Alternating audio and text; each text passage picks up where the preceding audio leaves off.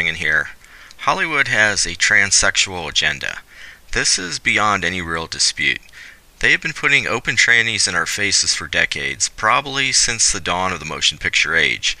We have movies like Tootsie, which came out like 35 years ago, and even before that there was the Marilyn Monroe movie, Some Like It Hot, which was in the 1950s, so that's 60 years ago.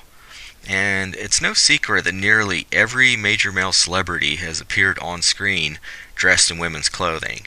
Just do a Google search and you'll see for yourself. To really illustrate how deep the deception goes and how nefarious this agenda is, Hollywood has been putting closeted clandestine trannies right in our faces and under our noses. That's right, many of the major celebrities were actually born the opposite sex of that which they are presented to us. Now, exposés of these secret trannies are referred to as transvestigations. There's a number of YouTubers out there that are doing really excellent commentaries to raise awareness of this deception, such as John Humanity, Mr. E3000, Apostle Laura Lee, Jungle Surfer, and others. I've done a number of transvestigations on my channel on certain celebrities that you can check out at your convenience. And at first glance, this seems really hard to believe. How could they pull off a ruse like this and get people to embrace these transgendered celebrities as the sex that they're presented as? There exists between men and women some profound distinctions, and if you know what to look for, you too can identify someone that may be misrepresenting themselves. Now, I've entitled this commentary Transvestigation Basics 101, and I'm going to show you some of the objective criteria that I utilize when scrutinizing a celebrity as a possible transgender. Let's go ahead and get started. One of the things I always look at is the skull. Male and female skulls differ from each other. Any anthropologist that's worth their salt can take a relatively intact skull that's been unearthed after thousands of years, and they can tell with near certainty the sex of that skull's previous owner. Now, of interest on the male skull, we see that there will normally be a wide square chin, and the cheekbones will be high and wide and quite prominent. Also, males will have a sharper, more angular jaw, forehead that slopes back, and there will be a bony ridge that runs along the brow region.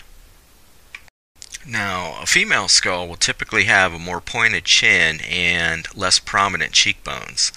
The jawline will appear softer and more rounded with a wider angle.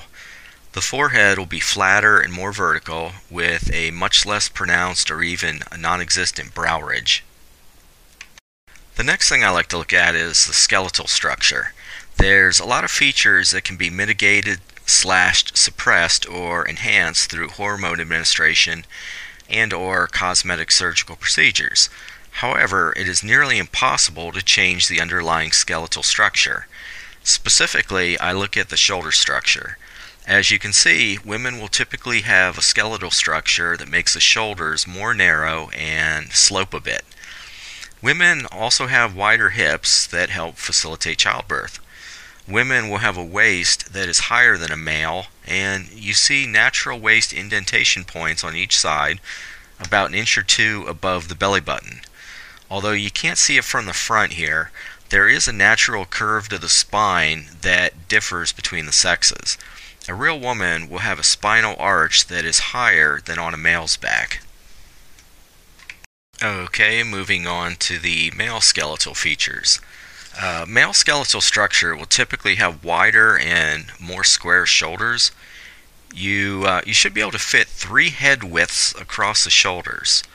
The shoulders will be wider than the hips, and the male waist sits naturally lower than the female's. Consequently, the male will have natural waist indentation points below the belly button. Males will also have a spinal arch that's lower than a female, which is closer to the buttocks. The angle formed where the femur connects to the hip is called the Q angle. Owing to the wider hip structure of a woman, there will be more of a Q angle for women than men. This is something to look for in a suspect transgender celebrity. I also look at the hands. I compare the ring finger to the index finger. In a male, the ring finger is longer than the index finger. If I see a male celebrity with a shorter ring finger, that sets off the tranny alarm bells. A female will have a ring finger shorter than the index. However, it is possible for a female to have a ring finger that is longer than or equal to the index finger. It's rare, but it's still possible. The transgender process can be done before or after puberty. Hormones are administered, and oftentimes, but not always, surgery occurs to remove the genitalia the person was born with. There's a few conditions of which people interested in this topic should be aware. The first is androgen insensitivity syndrome. Now, this occurs when someone who is genetically a male with XY chromosomes is resistant to the effects of male hormones. Consequently, they will possess the physical traits of a woman, yet be biologically and genetically a male. There's also a condition called XX male syndrome. Under XX male syndrome, a chromosome defect results in a child that appears outwardly male with functioning male genitalia, but they are sterile. Though they appear outwardly male, they can have some feminine characteristics, and they have the XX chromosomes of a woman. It's difficult to say who in Hollywood might have these conditions that I just discussed, or if they can be induced in someone in utero. We've long known the importance of hormones on a developing fetus regarding features and sexual orientation. The knowledge and technology has advanced to such a point that it's possible to manipulate genes and hormones to change a baby's sex in the mother's womb before they're even born. Okay, so this isn't my wild conjecture or speculation running rampant. This is info that's already in the public domain. Who knows what they're capable of doing with genetic manipulation and cloning and other such things that they have yet to make public.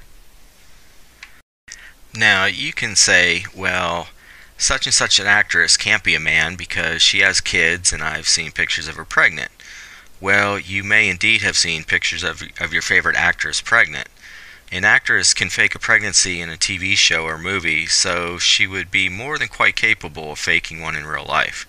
There's a company called moonbumps.com that provides fake baby bumps to help pull off the ruse to deceive the undiscerning, worshipping masses. It's not very hard to do, people. Now, you could also come at me with the argument that such and such an actor couldn't possibly be a woman because I saw him in such some horrid movie, and I saw him do a full frontal nude scene, and I saw his thing. Well, maybe you saw a body double, or CGI, or maybe a realistic prosthetic. It could even be the aforementioned XX male syndrome, which would make them a genetic woman with the XX chromosomes. There's also surgery available to construct male genitalia on a female. It's called a phalloplasty. So it is possible to pull off a woman appearing as a man, even completely without clothes. As the transgender agenda percolates and becomes more prevalent, we're seeing medical centers established that are dedicated to transgender surgery, assisting those who want to transition to the opposite sex. Some of the procedures available are chin implants to give the appearance of a wider or more narrow chin. There's jaw surgery, shaving down the male brow ridge or constructing a male brow ridge, shaving down the Adam's apple or implanting one. Breast implants, construction of a more vertical forehead to appear more like a female skull, hip and butt implants, liposuction from one body area and grafting it into the hips and or butt to give a more feminine appearance. There is also rib removal to give the appearance of a female type waist. And this is just for openers. Some of these medical centers are your one-stop shops for all kinds of procedures. Everything the transitioning tranny needs and can afford to pay for. Okay, so in closing, I just want to share some thoughts here. No single physical feature is 100% foolproof telltale sign that someone's a tranny. You can't look at a female and say that just because they have a big jaw, that makes them a tranny. It doesn't work that way. It might make them very suspect, but you will need to look at as many features as possible to corroborate. Now, as an example, I went to high school with girls that were very athletic. They went to district championships in track and field and other sports.